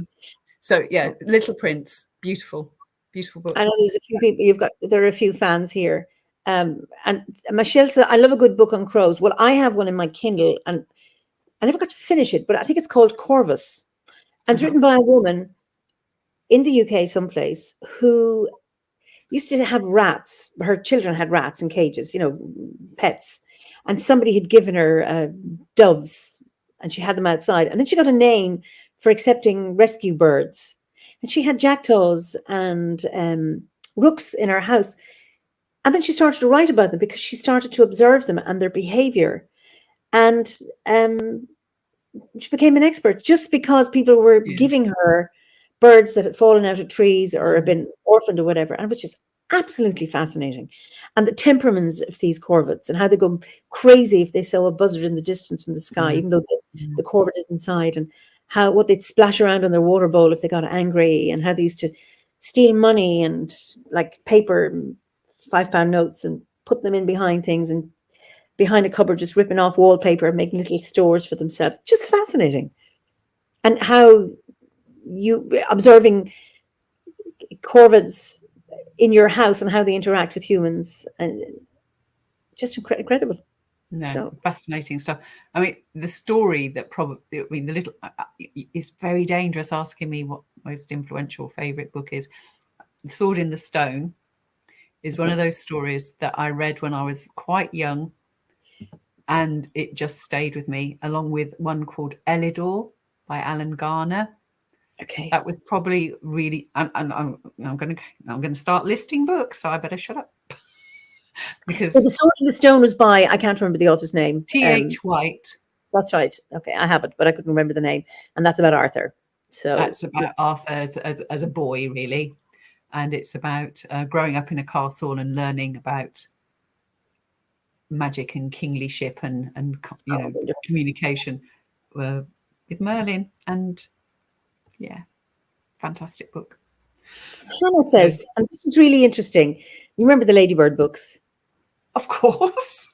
I don't know. I don't know if they ever went to the US, or maybe they were just in these islands here. But the old Ladybird books, what to look for in spring, summer, autumn, winter, impact. Yes, that's really interesting when you think of, because we obviously always just the Ladybird book on a small little thing, but you think the impact that has had on you, Hannah. I mean, you're a Druid and you're thinking of the seasons. That's a really interesting thing, how something so simple. I mean, it was the fairy stories that we had, the Ladybird book, fairy stories, just had a great impact on me as a young child. When I was little, I had what to look for in spring, and the pictures in that, the photorealism pictures, very high quality illustrations, that they, to this day, those pictures epitomize spring weather to me. Those crazy blue skies, the trees coming into bud, all of those, they were just beautifully realized books. They achieved a great deal for 1 and 6. Yes. Which, let's face it, is 7.5p. And still we thought they were expensive, but that's the sign of the times. Melch it. But they were hardbacks. They were hardbacks, the Ladybird books, weren't they? Yes, they were. Yeah. And no, really very fond place in my heart, the Ladybird books. Hidden gem, I don't know what your name is. They do say when you bring books into your living space, you're bringing their spirits in with them. I'm inclined to agree. Somebody was talking about physical books the other day. I can't even remember who it was, but I love the, children saying, or anybody, the smell of books, the smell of new books, the smell of old books, and and who else read these books if it's a secondhand book? Yes. It's just yes. The whole thing about library books is that somebody else will have read it, unless it is literally, because there are very occasionally you do get brand new books in libraries, of course you do, but generally that book has been read by a couple of people before you. So it's how can you tell from the way the book's been used? Did they read the whole book? Did they gallop through the beginning and then it got a bit stodgy? You can tell by the way the book opens and closes.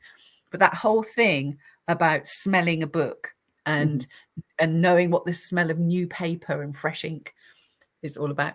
I don't know if any of you know a children's author called Lauren Child.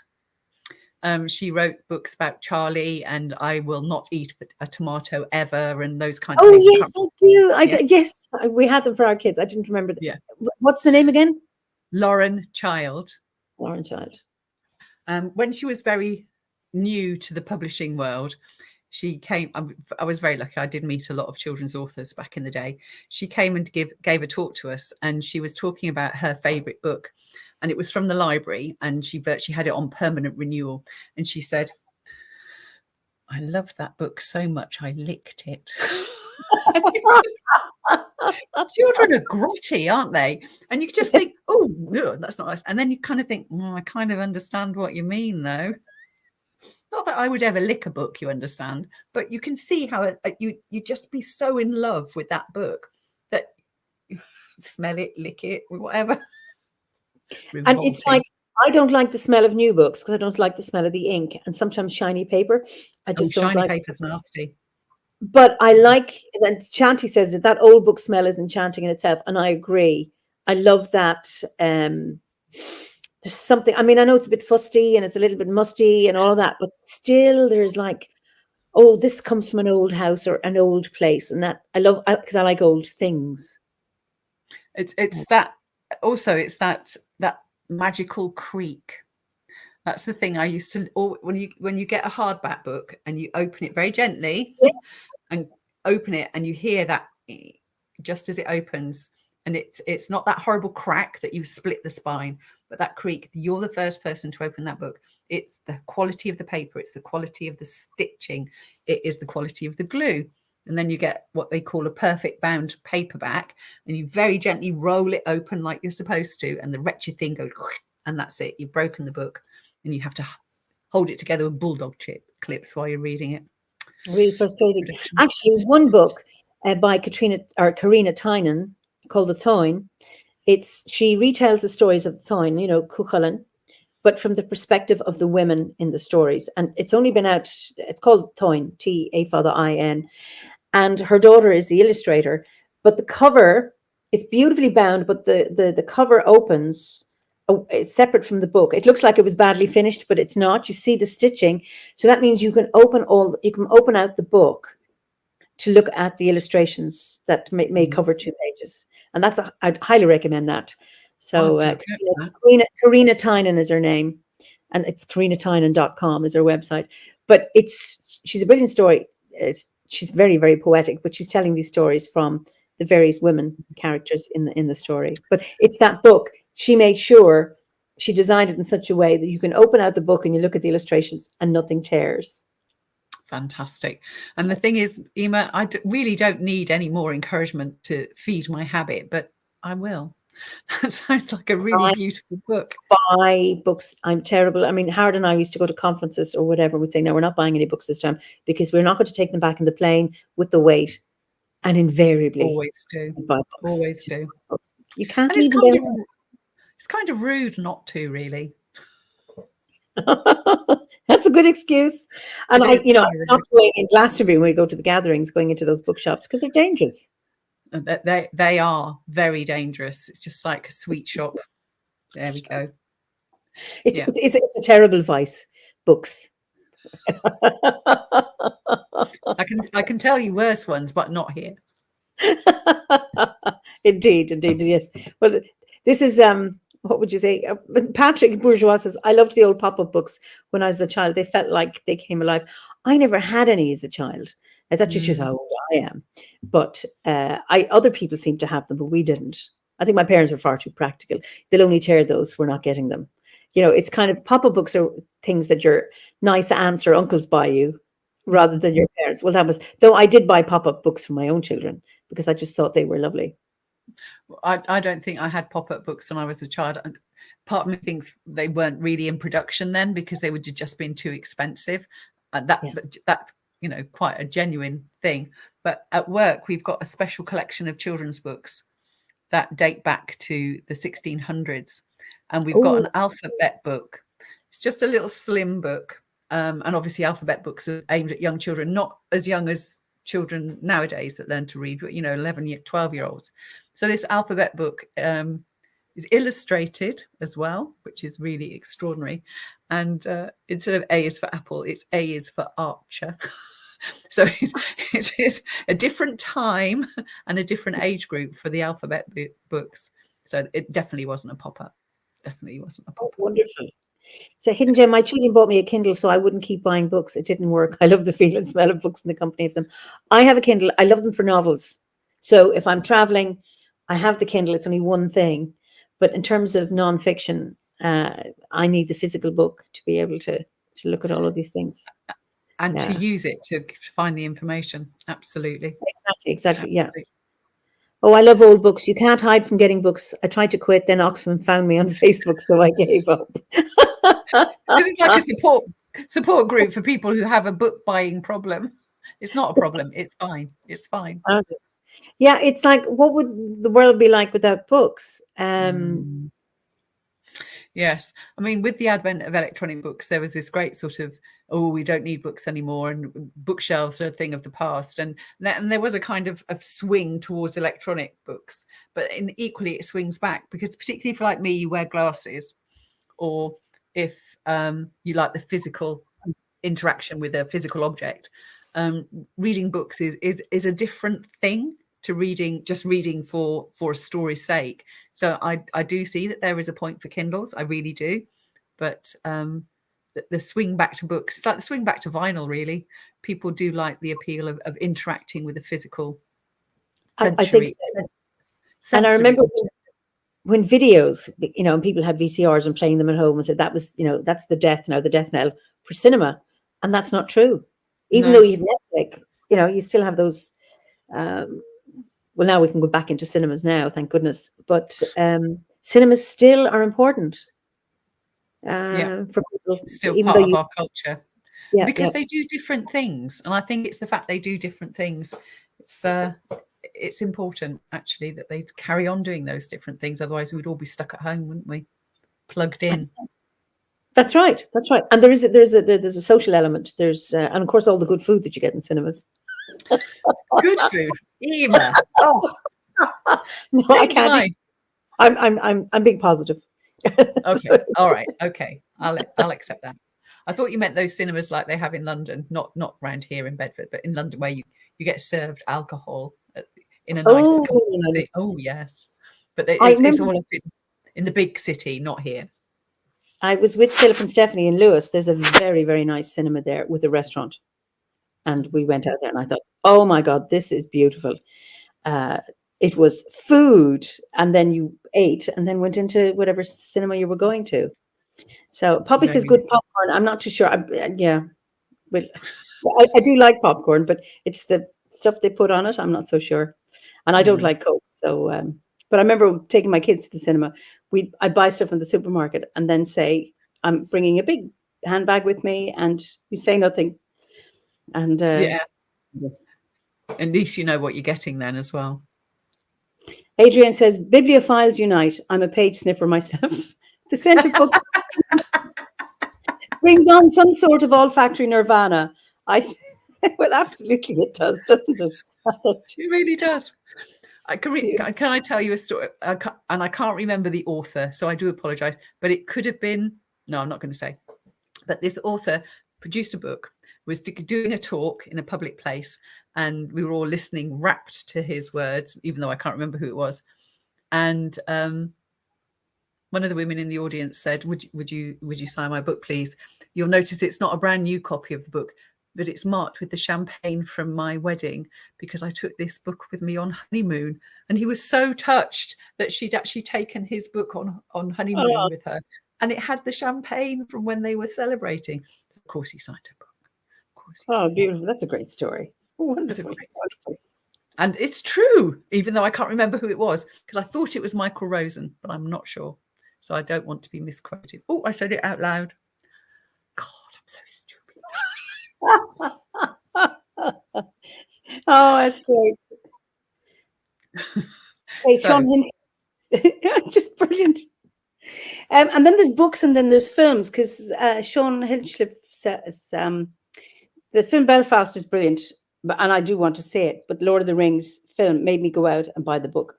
I read Lord of the Rings when I was 40, and it was like, and I know Tolkien says it wasn't an allegory, but it certainly was for my life, for me at the time. I went into Middle Earth, I read it in 3 weeks, all 3 books. And then when I was 50, I said, I'm going to read this again when I'm 50. No, sorry, I read it when I was 30, and I said I'd read it when I was 40, which I did. And the allegory was different because my life was different when I was 30 and when I was 40. And I thought, I'm going to do it again when I'm 50. And I didn't. And I had no desire, I had no calling to read it. That was really interesting. And I loved it, but I did not like the films. The first one, I just thought, no, ruined the book for me. But really interesting. Lord of the Rings. Well, we read The Hobbit when I was at junior school. So I was about 11, and we did all sorts of music and movement to the themes in the story, which was great because it kind of really embedded the story and stayed with me a very long time. And I read Lord of the Rings when I was at secondary school. And it's the kind of book I go back to every 5 to 10 years and reread it. And there's great comfort in knowing the story, but revisiting characters again, because you never get over that experience. That first time you read a book that really touches your heart and sort of goes in through every pore of your skin, and you find meaning and it speaks to you. And Lord of the Rings is like catching up with an old friend and revisiting the story. And you say the different meaning, the different nuance, the allegory, it all changes with the eyes that you read it with the next time. That's right. The films are great, but they're not the book. No. But that's fine because it's a separate art form. Indeed it is.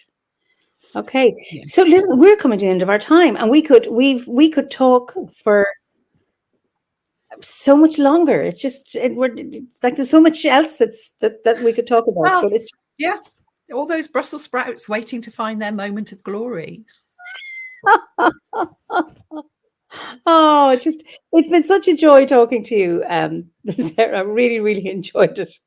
It's great to catch up with you too, Eimear. And big thank you to all the people who've contributed to the information along the way and the stories. I really, from the service tree onwards, you've been great. Thank you. It's been great to be part of this community. This is what was really fascinating with these chats. It's not just you and me chatting, with people, putting in their opinions, suggestions. And Cindy, we need 2 more hours. Yes, but I was just watching one, Joe Rogan with Jordan Peterson. It was 4 hours. Now I didn't watch it 4 hours on the trot, but this is almost 2 hours. So it's and it's lovely, Pauline. Happy to listen for so much longer. I could go on because I'm on a high, and I know when this finishes, I just go crash. So maybe, that's the trouble, isn't it? You're a mentor. So I'm going to ask you one more thing about that. That's fine. I am a mentor. What called you to be a mentor? Well, it was a way of giving back to OBOD. I feel I got so much from the different spirals of the course and the gatherings and the course. I just think it's an amazing organization.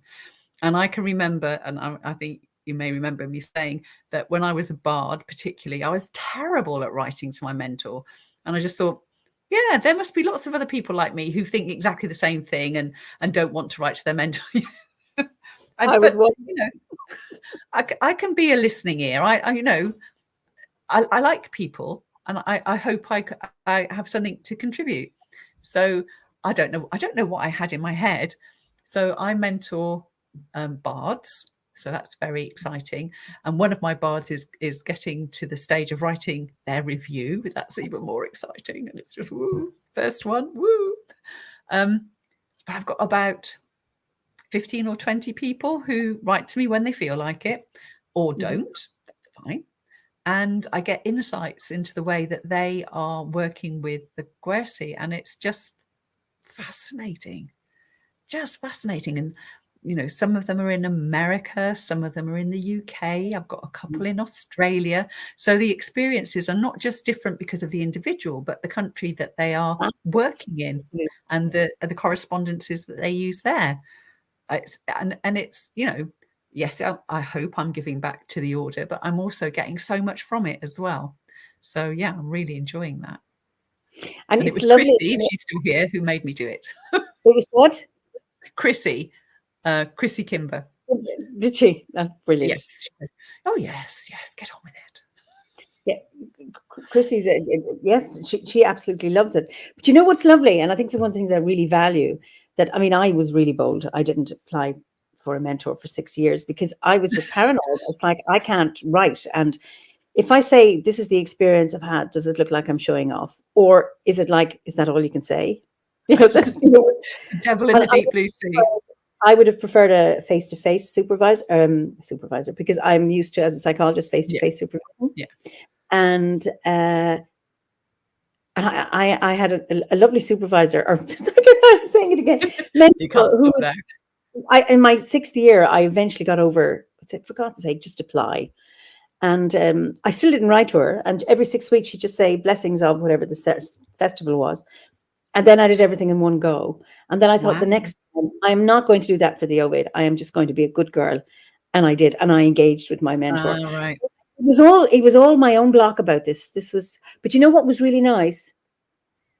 That I didn't get slapped and I didn't get wrapped on the wrist. And I'm a bad bard because I'm not doing this and you should do this.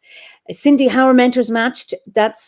You don't choose. You apply to, don't feel guilty, Poppy. I haven't written to my mentor. I was feeling guilty, but now I don't. Oh no, don't feel guilty. No. This is all about choice. And it's about what you need as well. Not everybody needs somebody at the end of an email every week, every month, or whatever. But there may be a point where you just want to discuss something a bit further or check in or whatever. And it's just a nice point of contact. That's right. So you're saying about how the people get their mentors. You apply to the Steve Handsome is the mentor coordinator. So I think it's maybe, is it mentor coordinator at druidry.org or something like that? Something like that. And it's not somebody you know. You don't choose somebody. And the idea is that it's not somebody you will know, just to create it as a safe relationship that, your friend won't be your mentor type of thing. And you're free to use your mentor. Obviously, you're not going to be every week, or they're not going to be emailing you every week or whatever it is, but that you have. So Gabriella says, like, my mentor match felt magical. And hopefully that you will have a good match. And I think Steve does a really good job of matching people. But that they're there as a mentor. They're not your examiner. They're not, they're not there to tell you what to do. They're not your tutor. No. They're there to support you as you go through it, and you take as long as you like. That there's no rush. So, and that's really important. It's not about, Druidry is not about doing it fast. And it's not about, it's not a qualification. It's like, this is just what you do. And there isn't a right answer. There isn't a right way. It's your way. And that's the exploration. That's a really important thing. And it's having the confidence to go with that. So that's the really magical bit. It's amazing. Well, when I got out of my own way, it was so much easier. But I was very much in my own way. And then I had, a great OBOD tutor, and I thought Mary's even a mentor. Lovely. Oh, sorry, we call them tutor, mentor. Just lovely. So just really, really supportive. Yeah. So Michael Bruce says, that's fantastic. For me, there have been waves of calling, a couple of years in the middle where I did nothing. That's what people often do. And then a couple of years calling to come back. It's an ongoing thing that I love. That's exactly what it is. That it's not necessarily a straight line. The road meanders and it detours, and you go off and you do other things because of whatever's happening in your life. And then when you're ready, you just take another turn and come back in again. That's so Shanti says, I do have a mentor, but I've never written because my common thought is, well, I know I should, but I don't know what about. It's just even Shanti saying hi. Do you know what? I don't know what I should be writing about. This is, and then you say, just let me tell you, this is where I am, where I live, blah, blah, blah. And that's just hi. That can be enough. And absolutely. And it's just that check-in process. And it's amazing what just saying hello leads to, or it doesn't. It just gives you that sense of anchoring. That's right. So Hazelnut says, I think it's a great name, Hazelnut Herbs. You're helping me to get some confidence to maybe ask for a mentor as the same. I wasn't sure. I only joined a while ago. I wasn't sure if I should ask for a mentor as I waffle a lot. Oh, waffle away. It's not about, I suppose that maybe you're the mentor, so you speak. Yeah, it really isn't like writing an assignment or writing a dissertation or anything like that. It is like a written conversation. So, I was thinking about, what does this taste like and what that reminds me of and how does that associate with the element of earth or whatever. And actually, the more waffly, the better, to be honest, if you're concerned about it, because it shows that the thought process isn't confined into book learning and it is all about your experiences and what it makes you feel and what you've done and all those really important things. So I can only say, please get yourself a mentor and just, check in with them when you feel ready. It's something that is helpful to you, or it's just something you do as part of your journey towards a review. Either way, it's going to help, I hope. Gabriella says, I write about rituals and experiences and feelings. It's super nice. That's it. So it's and then Hazel, I'm finding so many beautiful experiences during the course. It would be lovely in a way to share them. Yes, but I waffle or not. Off you go. You're not going to it's not going to be assessed and marked, as in, well, 10 out of 10 for waffle and 10 out of 10 for whatever it is. It's not like that. So it's just. I'm afraid there's no gold stars or anything. That is a big disadvantage. But there's no marking. We could probably do gold stars anyway. Yes, yeah. Listen, we've gone over our 2 hours. So it's just been, and we're still not finished, but we need to. So It's been such a joy, Sarah. It's lovely to see you. I look forward to seeing you in person soon. We need a few more weeks. So I'm just going to put you in backstage and then just hang on, so then we can look at some of the comments, because we didn't get to look at all of them or acknowledgements. We can read those. Okay, that would be great. Good night, folks. It's lovely to have shared this time with you. Thank you very much, and have a good evening or a good day wherever you are. Thank you. Bye-bye. Thanks, Sarah.